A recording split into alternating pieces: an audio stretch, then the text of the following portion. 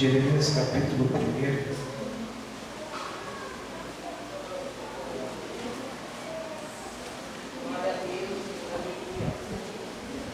versículo 17.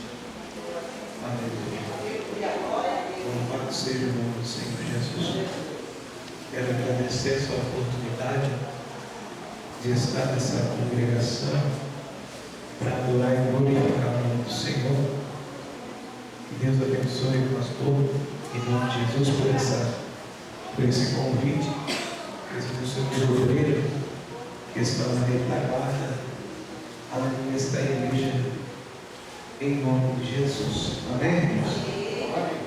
Está escrito assim: tu, pois, cinge os teus lombos e levanta-te, e dizer-lhe tudo o quanto eu te mandar. Não desanimes diante deles, porque eu farei com que não temas a sua presença. Porque eles que te põem hoje por cidade forte, e por coluna de ferro, e por muro de bronze, e contra toda a terra, contra todos os reis de Judá, e contra os seus príncipes, porque os seus sacerdotes, e contra o povo da terra, pelejarão contra ti, mas não vão prevalecer contra ti, porque eu sou contigo, diz o Senhor, para te livrar. Amém? Pode se acertar no nome de Jesus. Glória a Deus. Nós vemos que no ano de 626 antes de Cristo, quando aleluia reinava aleluia sobre Judá, rei Josias, e estabelecendo a presença de Deus. Judá, que o nome simboliza louvor e adoração ao nome do Senhor, e vieram para poder adorar o nome de Deus.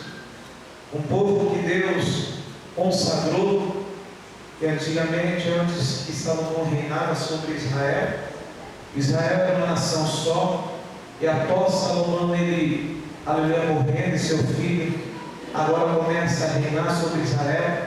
Israel se divide e se torna em duas nações, Judá e Israel. E nós vemos que a mensagem de Deus para Judá, um povo que Deus vocacionou para entoar louvores e adoração a Deus. Imagine agora um Deus que fez tudo para o povo de Israel e para o povo de Judá, um Deus que cuidou, um Deus que zelou, um Deus que deu tudo o que eles precisavam, tudo o que eles necessitavam, desde saúde, comida, vestimenta, e somente o que o povo de Israel tinha que fazer como Judá era permanecer fiel e adorar e glorificar o nome de Deus. Mas nós vemos que, passando-se o tempo, quando eles recebem a bênção de Deus, eles transgridem a lei de Deus, e agora o seu coração fica dividido. Agora o coração deles não é mais só para adorar a Deus, eles começam a adorar a outros deuses estranhos, começam agora a colocar altares de Baal, aleluia, dentro dos templos eles entravam para poder adorar outro Deus. E uma coisa você quer ver Deus ficar furioso, é quando, aleluia, tentam dividir a glória e o louvor de Deus. Deus, ele não se divide com ninguém. O que é de Deus, ele não reparte com ninguém, aleluia, desta terra. O que é de Deus, aleluia, é o Senhor e pronto, acabou. E você quer ver Deus ficar furioso, é quando uma pessoa, ela está dividida dentro da casa de Deus, e ele não decide o que ele é e o que ele vai fazer na presença do Senhor. E agora Deus precisa de o quê? Deus precisa de um profeta, Deus precisa de um homem, Deus precisa de um mensageiro para levar a palavra, para poder instruir o povo, para que ele viesse voltar à presença de Deus. Nós vemos que, aleluia, Deus levanta um menino chamado Jeremias, que morava a 6 quilômetros, aleluia, ao norte de Jerusalém. Ele morava numa cidade chamada Anatote, e agora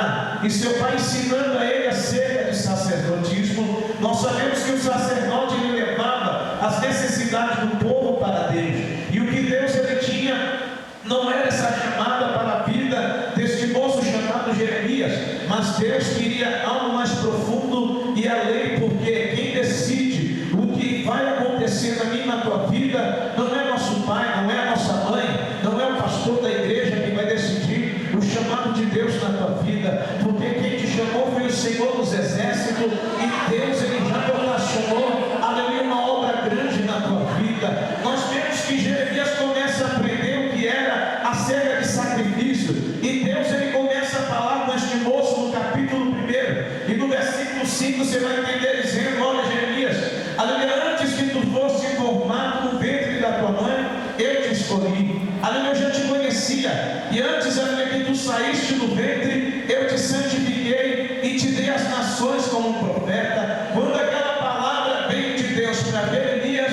ele estremeceu na presença de Deus, porque ele viu que ser um profeta de Deus há uma responsabilidade grande. Ser profeta, aleluia, de Deus, ele se constitui em muitas coisas, você vai ter que renunciar. Profeta de Deus não é no tempo que nós estamos vivendo, em que os profetas ficam com o braço cruzado, aí só profetiza dentro da igreja, e ainda profetiza somente o que o povo quer ouvir, e aquilo que vai, aleluia, massagear o ego da igreja, e aquilo que vai ser bom. Ser profeta de Deus, às vezes não é receber somente tapa nas costas e dizer você é um homem de Deus, porque para muitos nós só somos homens de Deus quando a gente prega e a igreja vibra na presença de Deus. A cena de profeta também, ele não faz milagre no meio da igreja. O que traz a presença de Deus para a igreja é a santificação diante de Deus, e conforme você vem oferecer o seu culto nesta noite, o que Deus vai fazer aqui não é por causa do pregador, não é por causa de mim, ou poderia outra pessoa, ainda que tivesse alguém de nome e de renome aqui nesta noite. O que vai fazer, trazer um milagre nesta noite, é conforme você vem expressar o teu amor e a tua adoração diante de Deus. Agora, porque tem muitas igrejas que ela depende de pregador ou de homens, para ver se o pregador não fazer fogo cair do céu, aleluia, o pregador ele não presta. Se não falar aquilo que é bom hoje, não serve mais para poder pregar. Hoje só tem que ser os avivalistas. Mas uma coisa, quem conhece a igreja é aquele que fez ela e aquele que chamou ela. Quem te conhece aqui nesta noite é o Senhor dos Exércitos. E uma coisa eu digo, nesta noite Deus, ele te escolheu para algo mais além. Jesus te chamou para uma obra grande. E uma coisa, todos que estão aqui foi gerado para um propósito. A tua chamada não começou no dia que você levantou a mão para aceitar Jesus e veio para a igreja, não. Desde o ventre da tua mãe você já foi selado pelo Senhor dos Exércitos, e Deus já previa este dia que você estaria aqui. Mas uma coisa, Deus não te chamou para ficar sentado aí neste banco, aleluia, com a boca fechada, não. Deus te chamou para ser porta-voz dele, e porta-voz tem que aceitar aquilo que Deus tem para a vida dele, uma coisa, e tem que entregar aquilo que Deus manda ele falar. Deus vai pegar profeta covarde aqui dentro desta igreja nesta noite, e ele manda dizer: ei, é nesta noite que você não vai engolir aquilo que é teu, mas você vai falar aquilo que Deus te ordenar falar, porque foi Deus que te chamou para uma obra.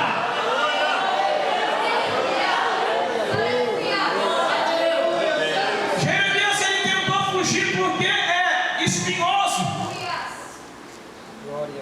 Espinhoso é este caminho, ser porta-voz de Deus. Por quê? Porque hoje muitos não são chamados para ter um cargo tão seletivo, porque eles não aguentam passar provações. Porque isso, o profeta não é só levar tapa, vai ser perseguido. Tem lugar que não vão receber a profecia que vai sair da tua boca,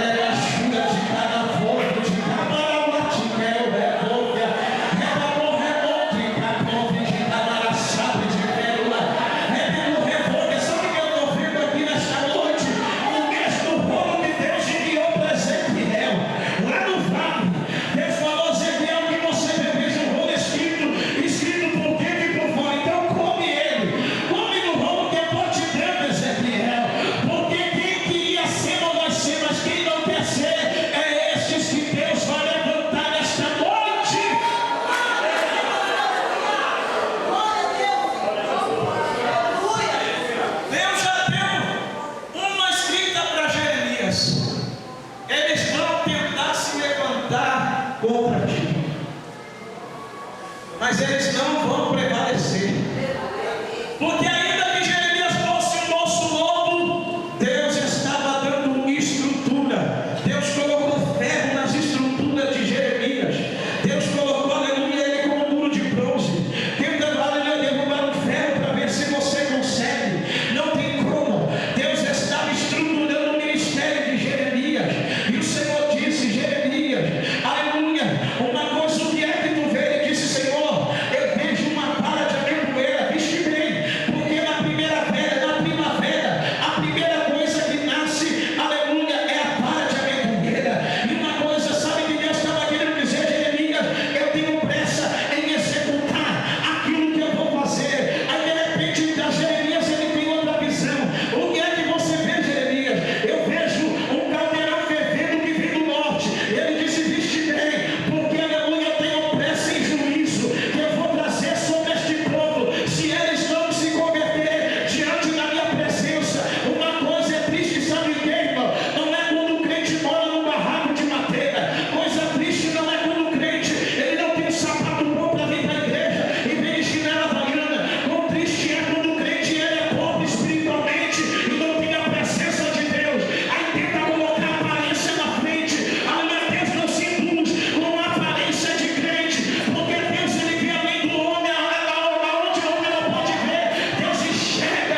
A alegria de Deus é que os crentes, irmão, ainda que é pobre, mas tem a presença de Deus. Por isso que ele disse para a igreja de Esmirna: eu tenho visto a tua pobreza, mas ele coloca a parede dizendo: mas porém você é rico. Aí a riqueza da igreja não se constitui em prata e ouro, porque tem crente que ele está bem materialmente, mas espiritual ele está pobre na presença de Deus.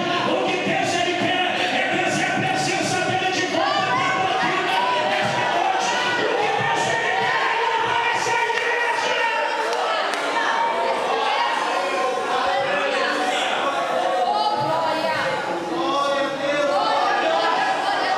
Deus, para ele encher o vaso, ele não precisa de muitos. O que Deus precisa para encher uma igreja é só de vaso cheio. Aonde está? Tem vaso cheio aqui? Cadê? Aquela Bíblia só precisou de vaso. E ela encheu todos que estavam vazios. O que Deus precisa é só de vaso cheio da presença de Deus na minha vida. Aí Deus disse para Jeremias: eu te coloco, e disse: eu te levanto para derribares, para arrancar, aleluia, para edificar, para desfrutar. Deus estava querendo dizer o que, Jeremias? A mensagem que eu vou te dar vai ser tanto para edificar como para exortar. E qual é a mensagem que Deus dá para Jeremias? No capítulo 2, você vai ler o que? Ele disse: veio a palavra do Senhor a mim dizendo, aleluia, chama, grita aos ouvidos de Jerusalém, grita aos ouvidos de Judá, dizendo: eu sinto saudade de vós. Aleluia, o que é que eu fiz para vós? Para vós se afastar da minha presença, para me deixar. O que é que eu fiz para os seus pais? Aleluia, de tanta coisa que eu fiz.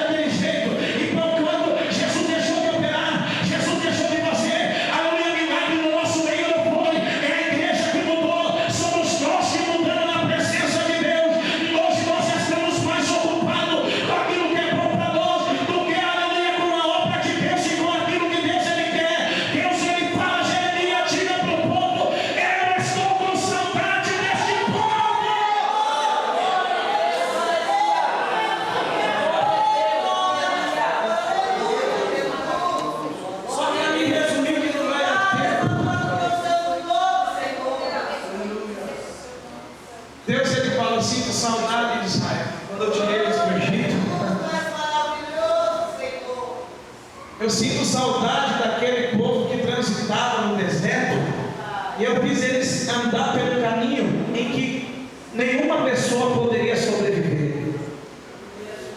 Eu sinto saudade daquele Israel que eles sentiam fome, eles clamavam a mim. Eu sinto saudade daquele Israel que eu fiz a roupa deles crescer no corpo deles. Eu sinto saudade de Israel quando eles dependiam de mim. Eu sinto saudade quando eles transitaram no erro, em aleluia, covas, onde tinha aleluia, onde havia morte, e Deus ele sustentou o povo dele. Deus sente saudade da santificação do povo. Deus sente saudade, aleluia, da adoração de Israel. Deus sente saudade de quando Deus te tirou do Egito, quando Deus aleluia, te arrancou de lá do mundo. O crente ele não importava para vir para a igreja, ainda que ele estava com o sapato furado, ele era o crente mais barulhento dentro da igreja. Ele ia com o coração sincero na presença de Deus. Mesmo que ele não tenha um carro, ele não perdia um culto na igreja. Mesmo que fosse de ônibus, ele era o primeiro a chegar na congregação. Chegava às 6:30 para buscar a presença de Deus antes do culto começar, porque antigamente o culto começava no joelho. Aí Deus fica olhando, aleluia, as nossas atitudes. E Deus olha para essa língua para o povo dele e diz: eu sinto saudade do meu povo, do jeito que eles me adoravam, quando eles reuniam. Aí uma coisa diz, irmão, Deus ele está perguntando: o que é que eu fiz para vós? Aí não é porque tem crente que ele adora Deus com a boca, mas o coração está longe da presença de Deus. Rasgai o vosso coração na presença de Deus. Deus tem vitória para essa igreja. Deus tem coisa grande para poder fazer para mim e para você. Mas Deus, ele sente saudade de ti.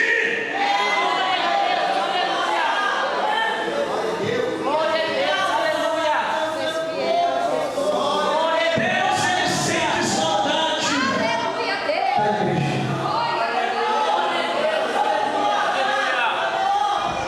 Fala, olha para o irmão, fala, Deus sente saudade de você. Olha para o irmão, fala para ele. Deus sente saudade de nós. Deus sente saudade de crente, irmão. Hoje os crentes falam em línguas quando sentem vontade. Hoje os crentes, para adorar a Deus, só quando está de bom humor. Aí hoje eu estou feliz. Hoje eu vou adorar a Deus porque eu estou feliz. Para Israel não importava. Se tinha ou não tinha, Deus era o centro de todas as coisas. Agora eu me pergunto: Deus continua sendo o centro de tudo na tua vida? Deus continua sendo o centro no meu e no teu viver? Deus falou para mim uma coisa muito forte: meu filho, aleluia, olha para o século 21. E eu falei: Deus, o porquê? Porque hoje nós vemos, aleluia, eu não sou muito velho na igreja, mas uns tempos mais atrás, você via, sentia algo diferente, e sentia mais o operar de Deus no meio do seu povo. Aleluia, você via antigamente, eu mesmo andava de ônibus para poder chegar na igreja, da onde eu congregava. Eu andava 50 minutos a pé para poder chegar na igreja que eu congregava. E para não importar se você tinha algum real no bolso, mas eu saía alegre, chorando, aleluia, para a presença de Deus, na graça e maravilhado. Sabe, de ter a presença de Deus e ser batizado no Espírito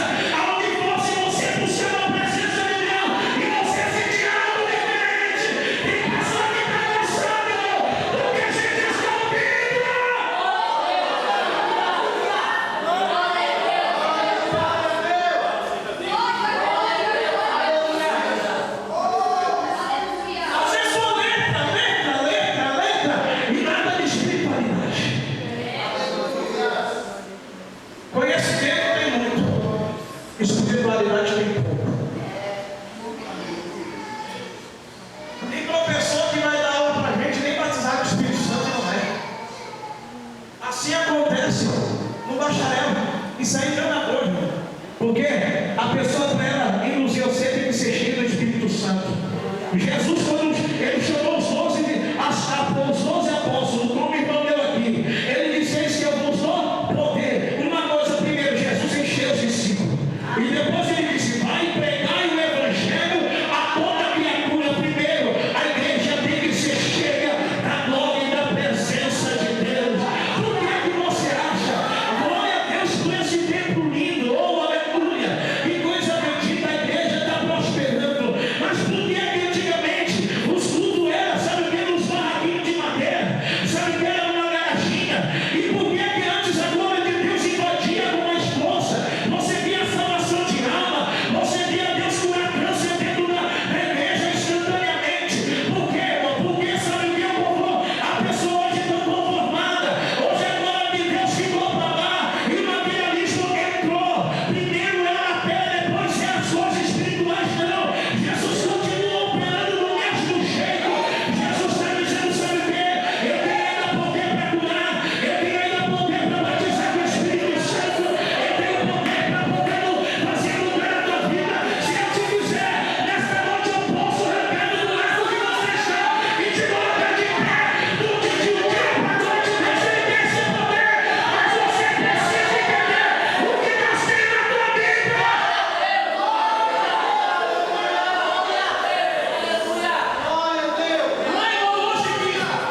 O povo fala que eu sou missionário e tira foto, bota bem no Face ainda, bota dela 5 estrelas. Isso aí é turista, não é missionário. Está cheio é de turista, não é de profeta. Profeta, ele depende de Deus, irmão, não é de homem. Profeta, ele depende é do Senhor dos Exércitos. Por isso que quando Naamã foi pagar lá para Eliseu, ele falou: leva o teu dinheiro e vai embora, porque eu não preciso disso.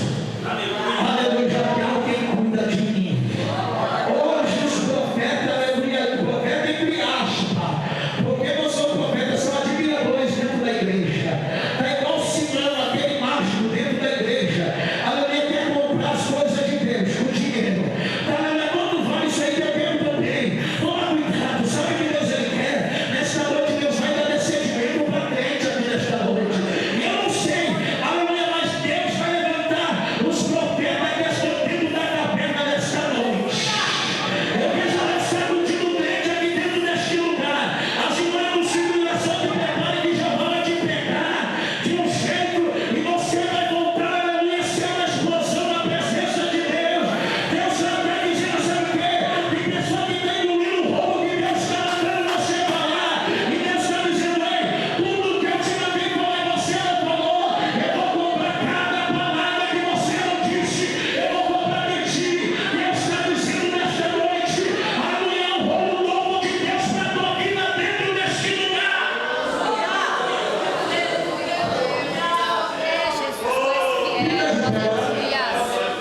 Glória, glória a ti, Senhor. Aleluias. Oh, Espírito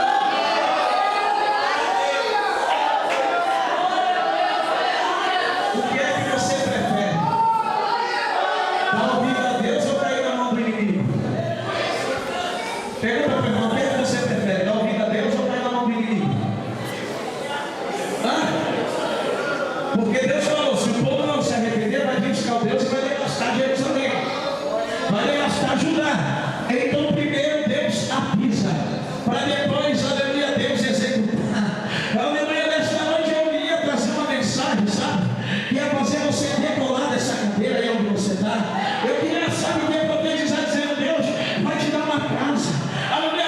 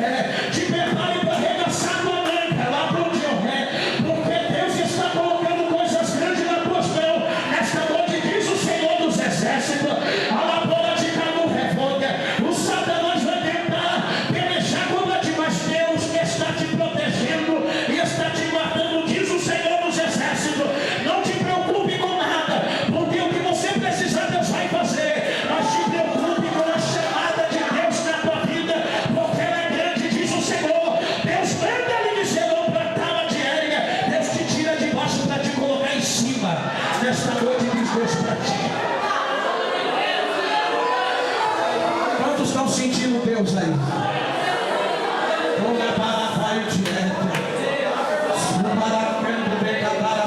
Quem acreditar, Deus vai curar nesta noite. Oh, meu Deus do céu. Feche os teus olhos, oh meu Jesus.